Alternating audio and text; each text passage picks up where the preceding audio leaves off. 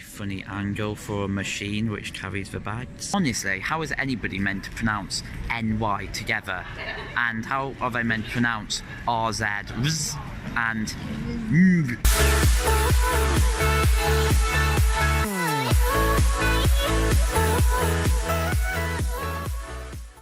So we have made it to our hotel room in Krakow, okay? And it was quite an alright journey, nothing really went wrong. We flew with Ryanair, which was voted the UK's worst airline, and they were very kind of picky about your bag size, because you have to pay extra if you wanted a bag more than 20 times 30 centimetres. So loads of people got caught out, but luckily we'd thought about that and we'd only got a small bag. Also, when we were checking in the bags, there was little staff, and you had to do most of it yourself, and it was very confusing because nobody really told you what to do. But yeah, we've made it, nothing really went wrong. We had a history lesson about Krakow from our driver who took us from the airport to here, okay? And yeah, everything's worked out all right. Tomorrow we are going to a place called Zakopane, which is the winter capital of Poland. So it should be fun.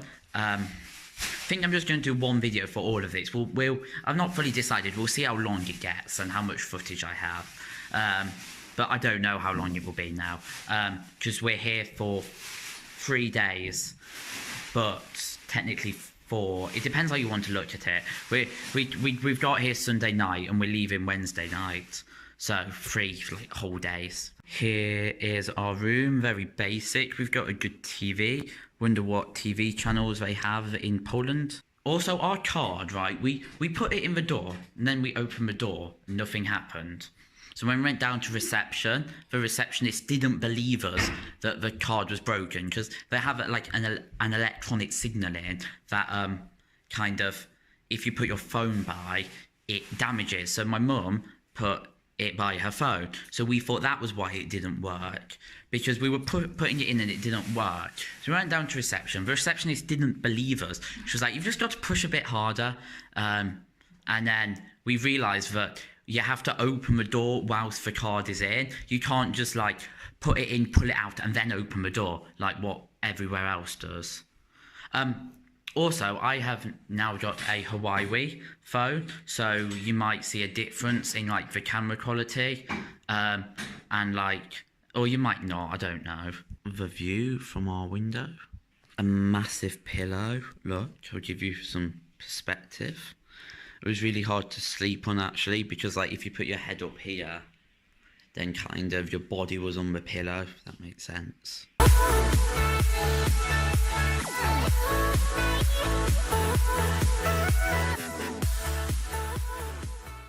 Eskimos nie przejmuje się zaspany, pod butami ma rakiety z dedykacją i pozdrowieniami. Od syreny żyć trzeba umieć, haskie ciągną ten kulik i jedziemy.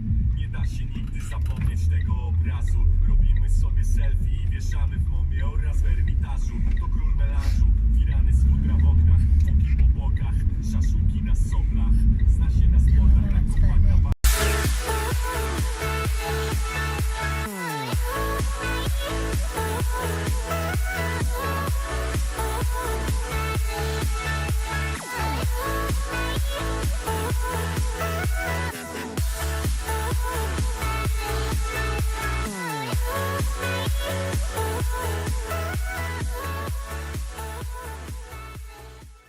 We have made it to the city of Zakopane. So we're getting a funicular up to the top of a mountain, and there's a market here. Also, there are some thermal pools, so you'll see all of that in this section.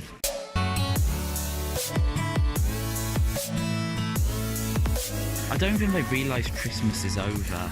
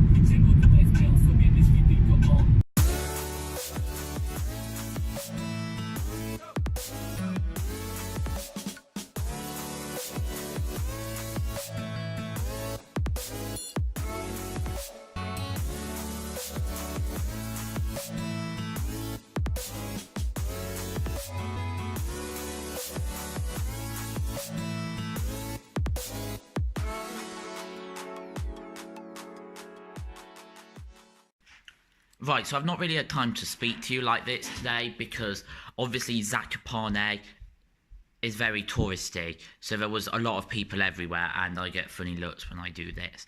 But anyway, so a couple of funny things happened today. We had to pay for toilets, and we paid the combined total of us going was 5 zloty, which is the currency they use in Poland, and we only had a 100 zloty note because it's the first thing we bought with cash. So then the guy was getting a bit panicked because he had to like give us its whole cash point in change. There was so much coming back. Also, there was the swimming pool. So all the signs were in Polish because they don't put English on the signs. So we had no idea where to go. We were walking around the changing rooms for like 5 minutes looking for the entrance into the swimming pool. It turns out that the entrance is through the toilets. So we just thought, they're toilets, but you actually have to walk through the toilets to actually get to the swimming pool. So we were confused for ages, and we were just walking around like we didn't know what we were doing. It probably said it on the sign in Polish, but I don't know how anybody can understand Polish, because in like French, a couple of words are the same as English. In Poland, everything is different. Literally every word is different. They put so many funny letters together. Like they put together, I saw DZ, like no English word is a D and then a Z, and they like CZ together. They like their Zs, and also a word was ZYW. Like, how are you meant to say that? How is anybody supposed to say that? Like, they don't know what vowels are. There's like 9-letter words, okay? And like 7 of them are consonants. Like, literally, they hardly ever use vowels. It's so weird. Literally, so many people came up to me and started speaking Polish. I had to say, I'm English 5 times, okay? Basically, the first time was when we were going down the toboggan, and the guy said something to me in Polish, and it was like, are you over 16, you don't have to wear a helmet. So I was like, I'm English. It's just like, what else do you say? You can't just nod and like pretend you've heard, because it could be a question. Like, that's what you do when you don't hear what somebody says. You just awkwardly nod, but like, you can't do that because it might be a question. Also, I had to say to the potato guy that I was English. Basically, it was just a spiralized potato, if you were wondering, like crisps, because he deep fried it. So it's just a posh sort of crisp, if that makes sense. And also, we bought a coffee. I had to say I was English then. Also, another time was we were at the swimming pool. I couldn't work out how to use the lockers, and this lady was trying to help me, and she started speaking Polish, and I was like, I'm English. But she couldn't actually speak English. She just went, ooh. Like, ooh. Also, Poland is the least culturally diverse country. That's not an official fact. It's just is. It just is. Just basically, it's made up of just white people. Today, I did not see any Asian people, any black people, any people that looked like they weren't, like, from Europe, basically. I mean, you can get black people from Europe, but anyway, it was just, like, all white people. So I don't know why that's happened. This is pretty irritating, to be honest. There are no English TV channels. Like, literally none are in English. Have you ever heard of TVP Histora? There's, have you ever heard of any of these TV channels? I bet you haven't. Now, where's BBC? Can we just have BBC? There's Spanish TV channels. Surely more English people come to Poland than Spanish people.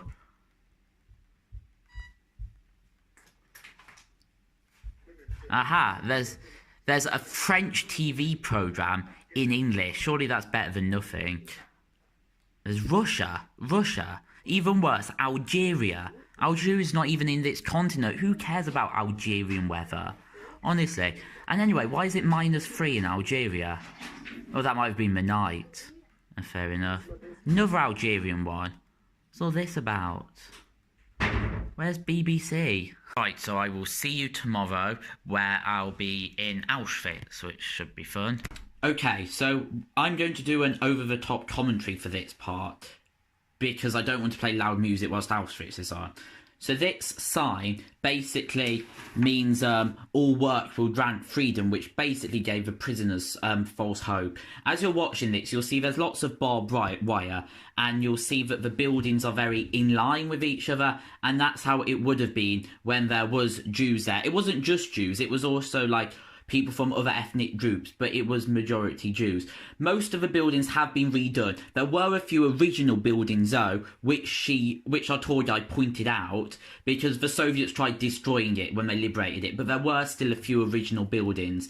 Now you're about to see the gas canisters they used to kill the Jews here. It's good that they've got so much stuff still left from it. Like, they've tried to preserve as much as possible. For example, you probably don't know what this picture is, but this picture is glasses of Jews, and or just people that went there, and this is their prayer shawls. So they've kept so much that was there, and it's quite amazing how much stuff there is. Like, these are all their pots and pans, because you can just see how big a scale it was, okay?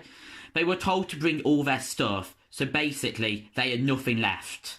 That's because the Nazis took it all. Those were shoes. Now, these are all the people who died, and it says, like, their birthday and how long they survived for. One of the main things about this was that men survived a lot longer than women. They were quite strict as you were going round. So, for example, you weren't allowed to take selfies. You weren't allowed to really take like videos of you speaking. It was quite controlled, and you weren't allowed to like eat or anything. This is one of the watchtowers where many escapists, if that's even a word, got shot.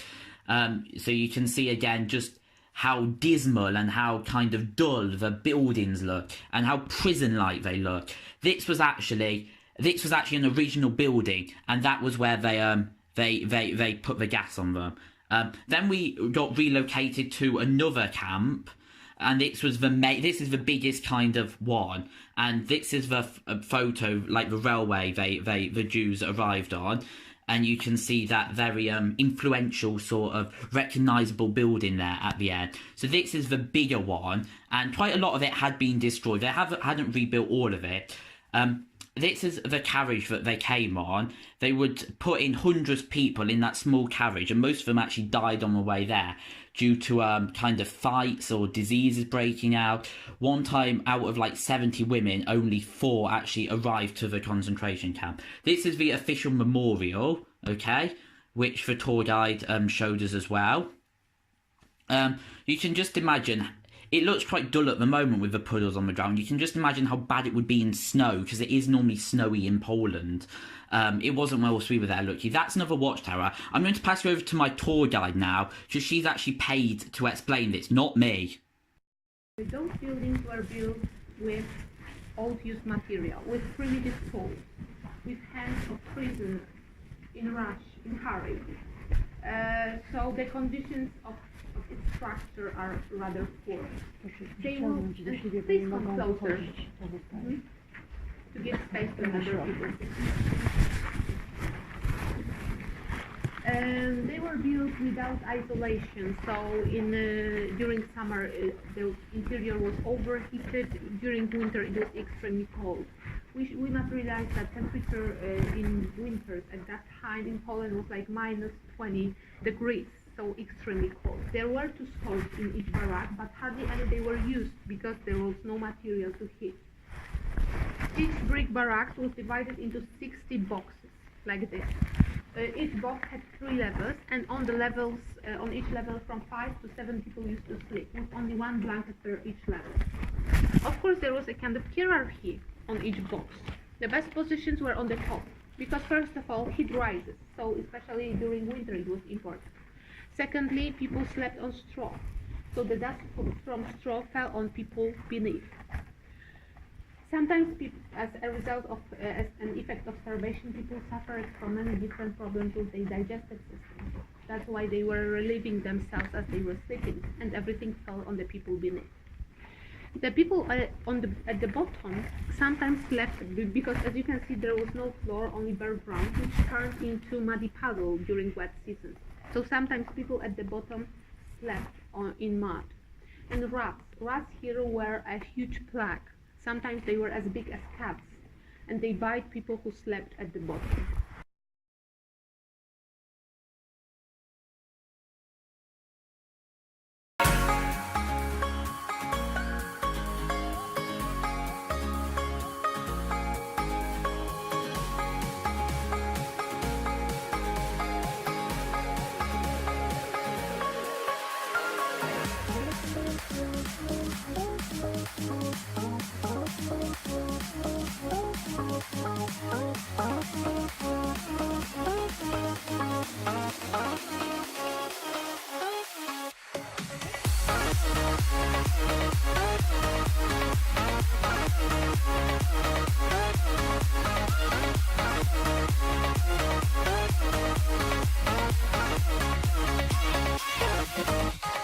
Right, so as you've seen in this video, we went to Auschwitz, and I hope you enjoyed seeing that. And then we got back at 3, so we went to do a bit of exploring of the centre and had a coffee. And then now we're back at our hotel, and I am exhausted. I've been yawning like every minute, and I want to go to bed because we've had 2 long days, but we wanted to do it that way instead of doing Auschwitz tomorrow, because our flight's at 5:30. We get picked up at 5:30 to go to the airport. And we didn't want, say if the tour was delayed, we didn't want to be rushing, so that's why we've done it this way. So we'll just do some more exploring of the city tomorrow, because you've not really seen that much of Krakow yet, to be honest.